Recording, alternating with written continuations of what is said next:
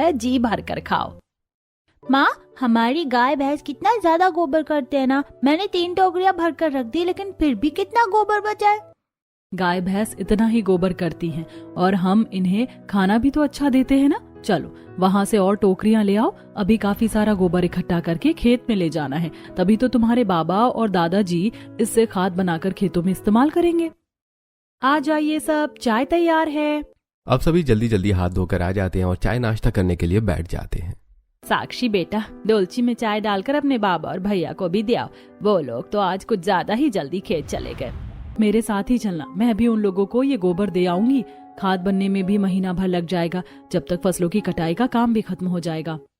चाय नाश्ता करके पल्लवी और साक्षी चाय और टोकरियां भरकर गोबर ले जाकर खेत में काम कर रहे हैं। जतिन और संदीप को देती हैं। अरे बिना चाय पिए मेरे तो सिर में इतना दर्द हो रहा था। चाय पीकर आराम से काम करेंगे। चाय वगैरह पीकर संदीप और जतिन भी अपनी खेती के कामों में लग जाते हैं। तो वहीं दूसरी तरफ गायों भैंस के अच्छे से चारा खाने के बाद सुषमा उनका दूध निकालकर दूध वाले को बेच देती है। भजनपुर नाम के छोटे से गांव में ये परिवार खेती और गाय भैंस पालने के इसी काम से अपनी रोजी रोटी कमाता था। ऐसे ही एक रात जब सब खाना खा रहे होते हैं। माँ, आज तो चाचू की मनपसंद सब्जी बनी है, लेकिन चाचू खाना खाने क्यों नहीं आए? मैं उन्हें बुलाने भी गई थी पर उन्होंने मना कर दिया। जब से ये लड़का शहर से आया है पूरा दिन ऊपर वाले कमरे में ही बैठा रहता है। अरे भाई, अगर एग्जाम में पास नहीं हुए तो इसका मतलब ये थोड़े ना है कि बाकी के काम भी छोड़ दोगे। मैंने तो इसे पहले ही समझाया था कि पढ़ाई लिखाई का काम इसकी बस का ही नहीं है। अरे मैं तो बस अब खुद इससे बात करूंगा। अब कोई जरूरत नहीं है पढ़ाई लिखाई करने की। ये टीचर बनकर क्या ही कमा लेगा। इससे अच्छा गांव में रहकर हमारा काम संभाले वही सही है। मैं तो कह रही हूँ कि देवर जी की आप शादी करवा देते। जब जिम्मेदारी आएगी ना तो खुद ही अच्छे से काम को संभाल लेंगे। अपने अजय के लिए एक अच्छे घर से रिश्ता आया भी था, लेकिन लड़की के बारे में मैंने कुछ ऊंच नीच वाली बातें सुनी थी, इसीलिए मना कर दिया। लेकिन कुछ भी करके इस साल अजय की शादी करवा ही देंगे। घर का सबसे छोटा बेटा अजय, जो शुरू से ही एक सरकारी नौकरी करना चाहता था, लेकिन 2 साल लगातार एग्जाम देने के बावजूद भी अजय इस साल भी 2 पेपर्स में फेल हो जाता है, जिससे उसे काफी दुख होता है। तो वहीं दूसरी तरफ घर वाले उसके लिए रिश्ते देखने शुरू कर देते हैं। इसी तरह कुछ दिन गुजरते हैं। भजनपुर नाम के गांव के बगल में ही एक छोटा सा शहर था, जहां अंजलि नाम की एक गरीब परिवार की लड़की अपने माता पिता के साथ छोटे से घर में रहती थी। पता नहीं ये डब्बा क्यों बार बार चलना बंद हो जाता है। अरे ये तो क्या कर रही है? देखो ना माँ, इस महीने में दूसरी बार टीवी खराब हुआ है, बार बार खराब हो जाता है। इसीलिए मैंने कहा था कि सेकंड हैंड टीवी लेने से अच्छा है एक नया टीवी ले लेते हैं किस्तों पर। और उन किस्तों के पैसे क्या तेरे ससुराल वाले आकर चुकाते? ये सब छोड़, और जो तेरा वो नीला वाला सूट है ना, उसे जाकर संगीता के यहाँ से प्रेस करवा कर लिया। कल तुझे देखने के लिए लड़के वाले आ रहे हैं। क्या फायदा माँ, हर बार तो वो लोग मना कर देते हैं। देखा नहीं, पिछली बार भी जो देखने के लिए आए थे उन्होंने मुंह फाड़ के दहेज मांगा था, और जब हमने मना किया तो वो रिश्ता तोड़कर चले गए। लोगों के आने से पहले ही तू ऐसी अशुभ बातें कर रही है। कुछ नहीं होगा इस बार, मेरा तो दिल कहता है तेरा रिश्ता पक्का होकर ही रहेगा। दिन गुजरता है और आज ममता की बेटी अंजलि को देखने के लिए रिश्ते वाले आए होते हैं। उन सभी को अंजलि पसंद तो आ जाती है, लेकिन जब दान दहेज की बारी आती है तो देखिए बहन जी, मेरा बेटा सरकारी स्कूल में प्यून की नौकरी करता है, महीने का 20,000 कमाता है। अब इतना कमा रहा है तो दहेज भी तो उसी हिसाब से लेंगे। कितना ही मांग लिया आपसे, एक स्कूटी और घर में इस्तेमाल होने वाला सामान। बहन जी, पलंग फ्रिज अलमारी ये सब तो हम लोगों से कर्ज लेकर जैसे तैसे करके दे देंगे, लेकिन स्कूटी हमारी हैसियत के बाहर है। शादी में भी कितना खर्च होना है अभी तो। शादी होने के बाद धीरे धीरे मैं आपको स्कूटी दे दूंगा, चिंता मत करिए, भले ही मुझे दिन रात मेहनत करनी पड़े। फिर तो भाई साहब आप तभी अपनी बेटी की शादी करिएगा। ऐसे बहुत से लोग देखे हैं हमने, दहेज देने का वादा तो करते हैं, लेकिन बेटी की शादी के बाद तू कौन मैं कौन ये हो जाता है। चलिए अब चलते हैं हम।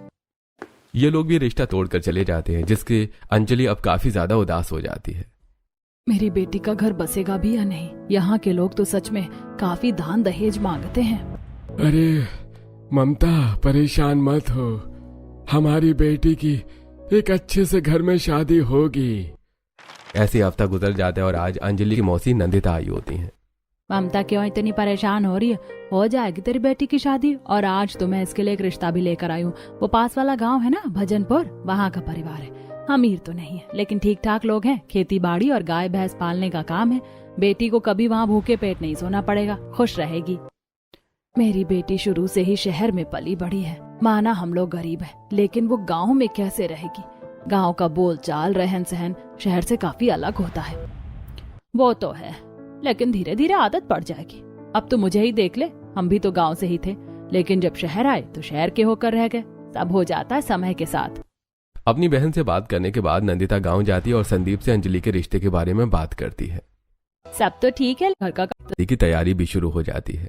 वॉश डे है, fab day after wash day है, ऑयली एंड फ्लैट।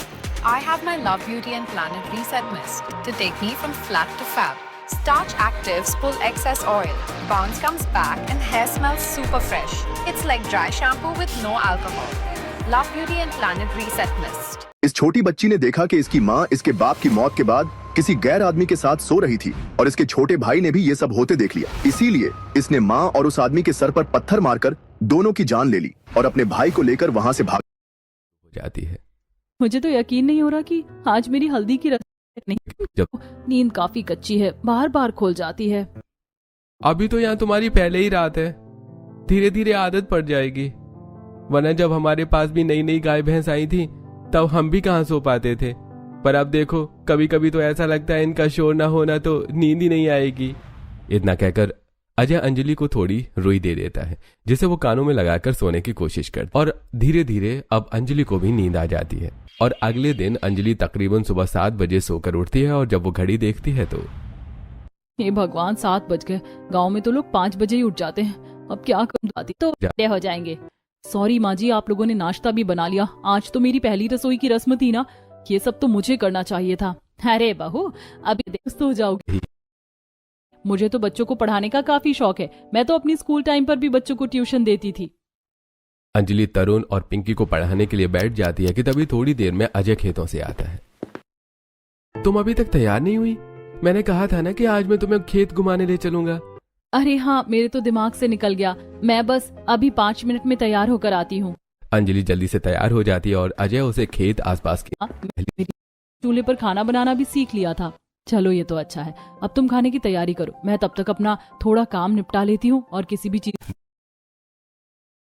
अंजलि इतना बोलकर जैसे ही दोबारा रोटियां रखती है तो देखती है कि उसकी बनाई रोटियां कोई भूत वगैरह नहीं बल्कि तबेले के अंदर इधर से उधर घूम रही गाय भैंस अपने मुंह में दबोच कर ले जा रही हैं।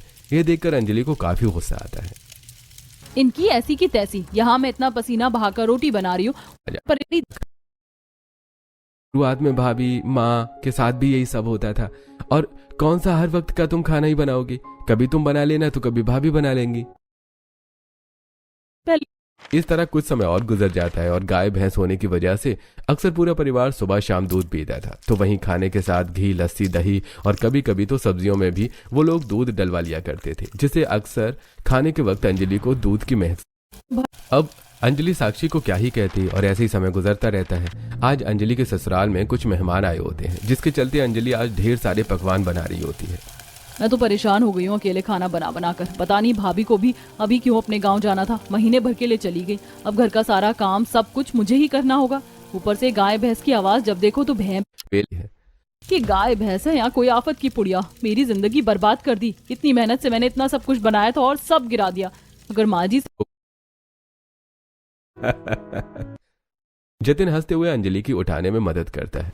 वहीं अंजलि मुंह बनाकर सीधा गुसलखाने में जाती है और नहा धोकर बाहर आती है। तो वहीं जब अंजलि रात में अजय के साथ पलंग पर बैठी होती है कि तभी अजय को अंजलि के अंदर से हल्की हल्की गोबर की महक आने लगती है। एक वो काजोल थी जो शाहरुख खान के साथ खेतों में घूम रही थी और एक मैं हूँ जो ये गोबर ढो रही हूँ। बार अपनी बेइज्जती करवाएगा वो। वैसे पापा जी कह तो सही रहे हैं, ये तो आजकल दिखते ही नहीं है सिवाय रात के। पूरा दिन ऊपर वाले कमरे में बैठे रहते हैं, पढ़ाई लिखाई तो ये करते नहीं है। तो फिर ऐसा अकेले अकेले क्यों करते हैं? कुछ तो। ये लड़का फिर से गायब है। आज तो मैं इसे छोड़ूंगी नहीं, जरूर ऊपर वाले कमरे में बैठा होगा। सुषमा जैसे ही उठकर ऊपर जाने लगती है कि तभी अजय काफी खुश होकर नीचे आता है और फौरन अपनी माँ को खुशी के मारे गले लगा लेता है। ये देखकर सभी काफी हैरान होते हैं। माँ, आज मैं बहुत ज्यादा खुश हूँ। जो मैं चाहता था आखिरकार वो हो ही गया। वो बदबूदार मच्छर सब चीजों से दूर रहकर काफी खुश थी। ऐसे ही एक शाम जब अंजलि रसोई में खाना बना रही होती है तो तुम्हारी शहरी रसोई वो गांव वाली रसोई की तरह परेशान तो नहीं कर रही है ना? जी नहीं, मैं तो आराम से खाना बना पा रही हूँ। वैसे आपसे एक बात पूछूं, जब हमारी नई नई शादी हुई थी तो मैंने तुमसे पूछा था कि आप अब टीचर बनने के लिए आगे पढ़ाई करोगे या नहीं, तो आपने मना तो कर दिया था। फिर एकदम से आपके अंदर टीचर बनने का शौक कहाँ से उमड़ा? तुम्हारी परेशानी देखकर जब 2 बार फेल हुआ तो सभी घर वालों ने मुझे ताने देने शुरू कर दिए। मजबूरन घर खेत का काम संभालना पड़ा, लेकिन जब मैं तुम्हें ऐसी हालत में देखा तो मुझसे रहा नहीं गया। इसीलिए एक बार हिम्मत करके एग्जाम दिया, ये सोच कर कि अगर पास हो गए तो सबको बताऊंगा, और फेल हो गया तो ये राज मुझ में ही दफन हो जाएगा। आपको मुझसे इतना प्यार है, मुझे तो पता ही नहीं था। अरे इतना नहीं, बहुत ज्यादा है। बढ़ती उम्र के साथ साथ ये देखेगा मेरा प्यार।